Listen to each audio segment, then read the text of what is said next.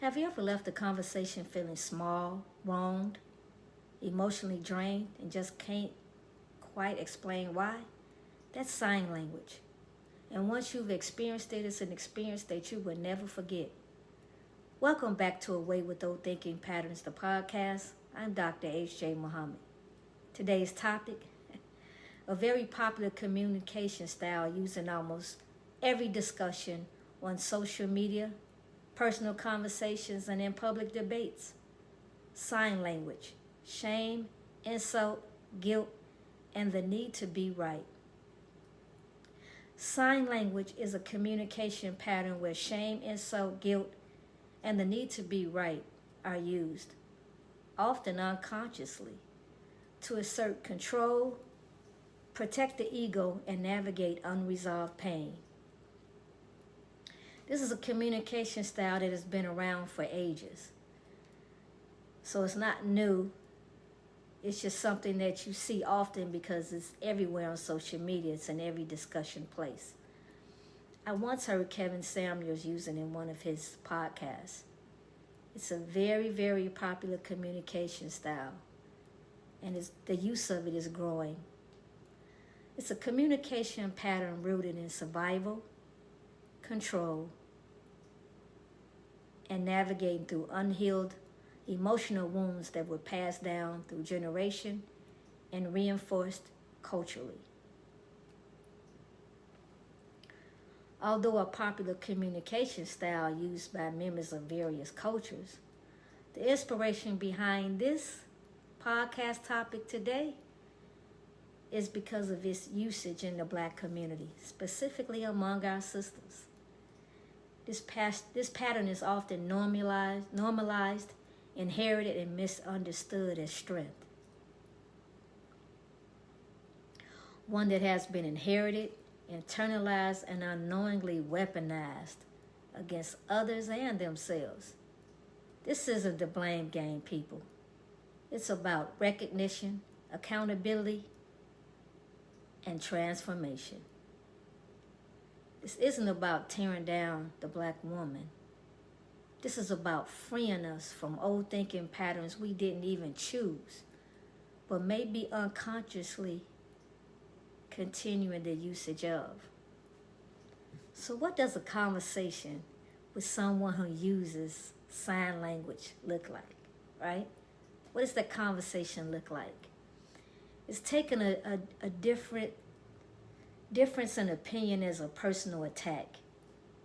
It's applying the red herring, which is, the red herring is deflecting the topic to avoid accountability and to apply that win-lose mentality.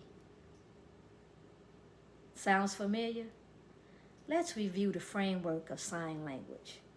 So, first of all, we got shame, making someone feel less than to gain control. For example, you of all people should know better. That's that internalized voice that says you are fundamentally flawed, you're too much, you're not enough.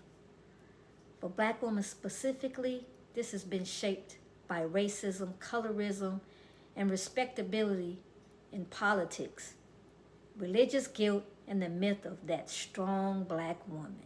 Oh, I hate that myth. Strength is such a masculine word and should not be a word described for a woman. Next is insult. Direct or subtle attacks on character or intelligence, often masked as, I'm just keeping it real. You heard that before. It's that shame that found the target, that sharp tongue, that eye rolling, that comment that was just a joke but really was an attack. It's that projecting outward what we can't sit with inward. Next up, we have guilt, and that's that emotional manipulation to force compliance. Example, after everything I've done for you, that's shame dressed up as love. How can someone dress up shame as love? Oh my God, that's just so emotionally manipulating. Next is that need to be right, being correct over correction, inability to hold space for other perspectives, shame's last line of defense, If I'm right, I can't be exposed. Winning becomes more important than connecting with the person. Let's tie these all together. These 4 things don't live separately. They run congruently, and most of us have been swimming in it so long, we think it's just water. Isn't that something? We've become so immune to it and think that it's an ideal way to communicate. It's a historical survival required emotional armor plus verbal sharpness. See, many were raised in these environments where vulnerability was weakness, or correction equaled love, or tone equaled authority. Strong matriarchal figures often modeled control-based communication styles to raise the children. Cultural pressure to be strong leaves little room for softness. See, you got to be strong. You can't be soft and be strong at the same time. But let me pose this question.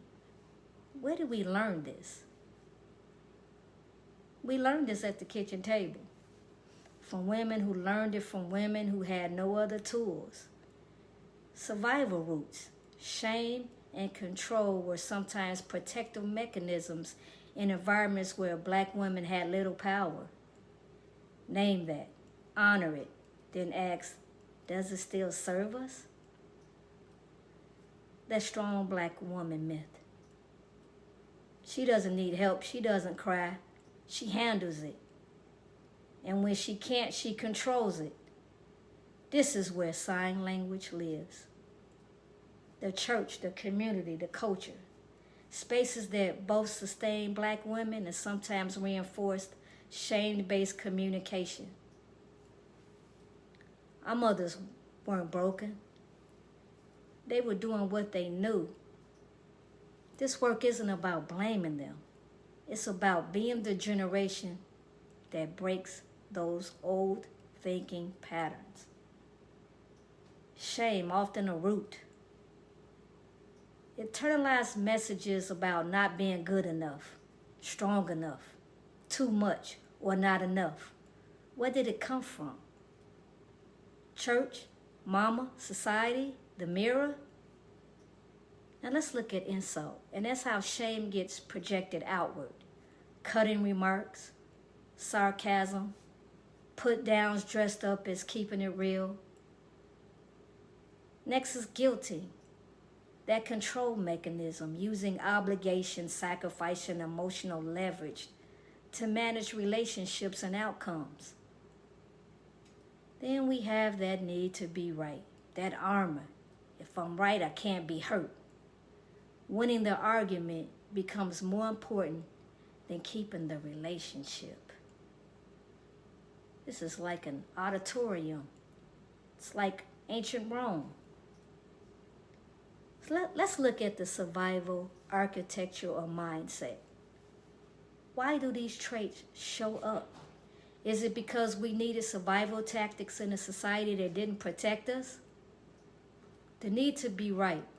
Is it a defense against being constantly doubted or undermined in professional and social spaces?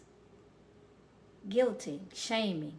Are these tools used to maintain order in a community where the stakes for stepping out of line have historically been high?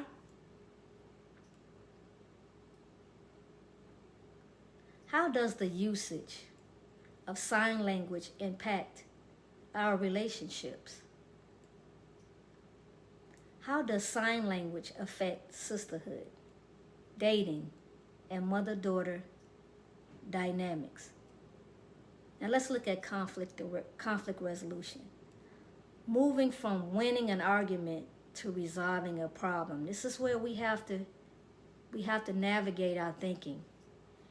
The emotional tax, the exhaustion of always being on guard and how it prevents true vulnerability. That's tiring. Deconstructing the strong Black woman scheme. Does the pressure to be invincible force women into using insults or shames to deflect from their own hurt? discussing the transition from strong to whole. These are things that we have to really look at. So now I'm going to ask you some questions. I'll ask you one important question. Do you speak sign language? What is sign language and do you speak it? Ask yourself, what is sign language? Do I speak it? Where does shame begin for us as Black women specifically? Is it generational? Is it cultural? Is it a spiritual origin to it? It's not a compliment. Dissecting the insult reflex. Why do we cut the people that we love? You owe me. Unpacking guilt as a love language gone wrong. I said what I said. The need to be right and what it's really protecting. Now, full circle. How all four signs feed each other and keep us stuck.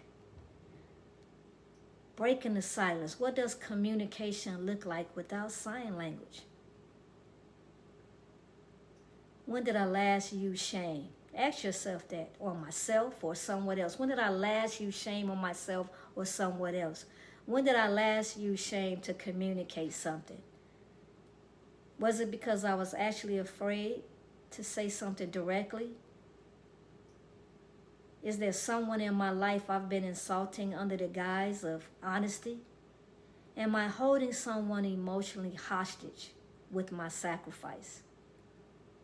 In my last big argument, was I trying to be heard or trying to win? I'm not asking these to make you feel bad. I'm asking because awareness is the first door. You can't walk through it if you don't know it's there. Just because a behavior was necessary for survival doesn't mean it's healthy for connection. Now let's look at how do we break this thinking pattern. It needs to be broken. So how do we break it? How do we break this endless cycle? I'm going to tell you how. We replace shame with self-awareness. Without condemnation. We replace insult with responsibility. We replace guilt with action. And we replace the need to be right with the alignment with truth. It's not hard. We need to stop speaking sign language and start speaking soul language. Don't you like the ring of that? I love the ring of that. Now let me define soul language. So, instead of shame, insult, guilt, and the need to be right, it's self-awareness, ownership, understanding, and listening. Why? Because it creates this win-win situation and helps us to navigate away from the win-lose situation. Now let's summarize. Sign language, shame, insult, guilt, and the need to be right. Understanding that at one time it was the necessary language for us to feel safe, for us to feel empowered, for us to feel like we were in control. Many of these thinking patterns it was passed down by generation. It was passed down from mother to daughter. It became something that we learned from our social environments. But we need to get away from it. We need to move more toward a win-win situation. We need to move towards asking ourselves, do I speak sign language? And let's start speaking soul language. Let's start speaking the language in which we're building a bridge to each other and not destroying the bridge between one another. Let's make peace, because if you make peace, you'll make love. But if we're going to be insulting one another, then we're going to remain enemies. And then we'll destroy the fabric of our Black family. I appreciate you for sitting with me today and listening and allowing yourself to be vulnerable to listen and understand what sign language is and how we need to move towards soul language to be more self-awareness. We need that. We need to be more self-aware of how we communicate with one another. We need to listen more. So thank you for listening, and I look forward to seeing you on our next podcast topic. Peace.